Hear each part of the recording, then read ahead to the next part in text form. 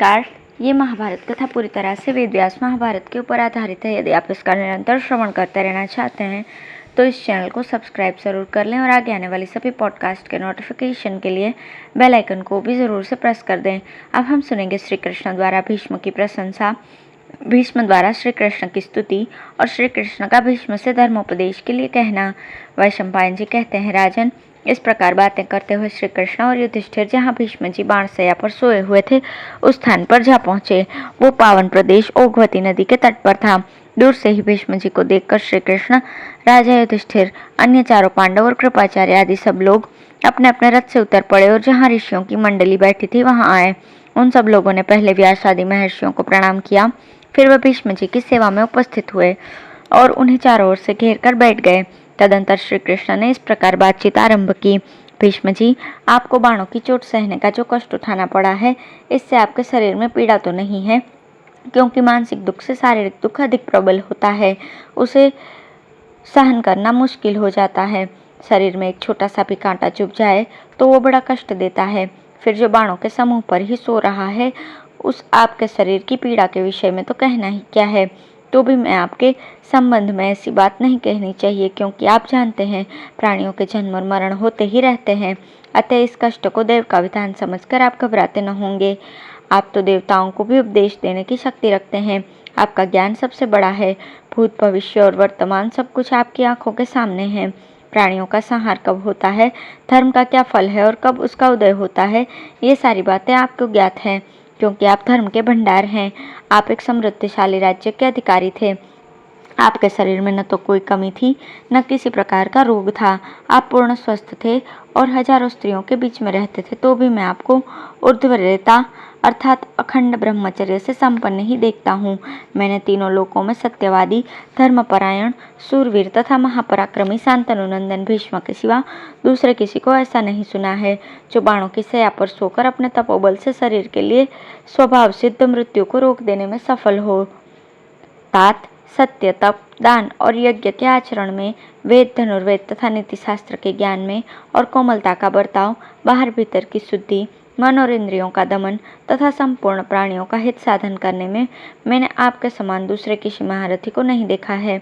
आप संपूर्ण देवता, गंधर्व, असुर, यक्ष और राक्षसों को अकेले ही जीत सकते हैं, इसमें तनिक भी संदेह नहीं है। महाबाहो, आप गुणों में वसुओं से तनिक भी कम नहीं हैं, इसलिए ब्राह्मण लोग आपको नवम वसु कहते हैं।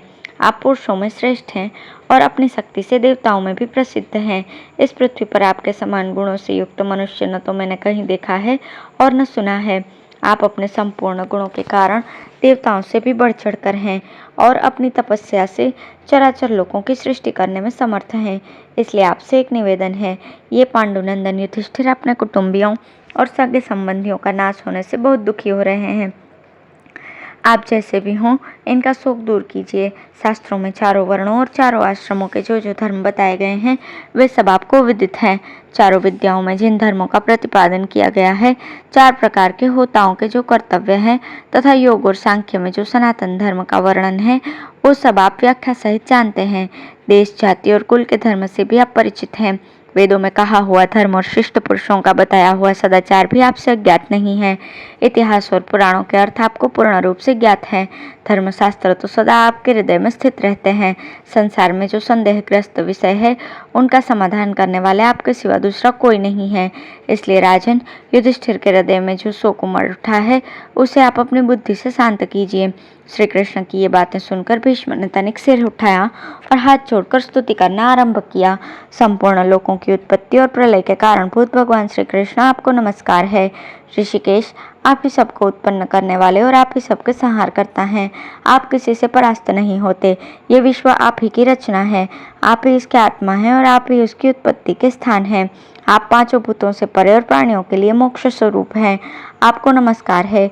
तीनों लोकों में व्याप्त हुए आप परमेश्वर को नमस्कार है और तीनों लोकों से परे विराजमान आप प्रभु को प्रणाम है। योगेश्वर, आप ही सबको शरण देने वाले हैं, आपको नमस्कार है। पुरुषोत्तम, आपने मेरे संबंध में जो बातें कही हैं, उनके ही प्रभाव से इस समय में तीनों लोकों में वर्तमान आपके दिव्य भावों को देख रहा हूँ और आपके उस सनातन स्वरूप का भी मुझे साक्षात्कार होने लगा है।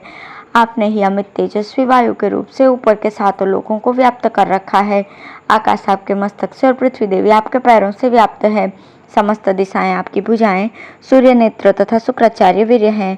आप कालसी के फूल के समान श्याम विग्रह पीताम्बर पहने रहने से बिजली सहित मेघ के समान जान पड़ता है। कमल के समान नेत्रों वाले देव श्रेष्ठ श्री कृष्ण, मैं आपका शरणागत भक्त हूँ और अभिष्ट गति पाना चाहता हूँ, जिससे मेरा कल्याण हो वो उपाय आप सोचिए। श्री कृष्ण ने कहा, पुरुष श्रेष्ठ, मुझ में आपकी पराभक्ति है, इसलिए मैंने आपको अपने दिव्य स्वरूप का दर्शन कराया है। भारत, आप मेरे भक्त तो हैं ही, आपका स्वभाव भी बहुत सरल है। साथ ही आप जितेंद्रिय, तपस्वी, सत्यवादी, दानी तथा परम पवित्र हैं, इसलिए आप अपनी तपस्या के बल से मेरा दर्शन पाने के अधिकारी हैं।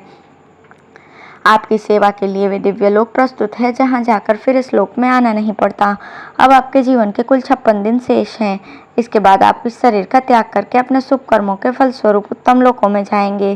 देखिए, ये देवता और वसु विमानों में बैठकर आकाश में अदृश्य रूप से रहते हुए उत्तरायण सूर्य होने पर आपके आने की बाट जोहते हैं। ज्ञानी पुरुष जिन लोकों में जाकर फिर इस संसार में नहीं आते, आप भी वहीं जाइएगा।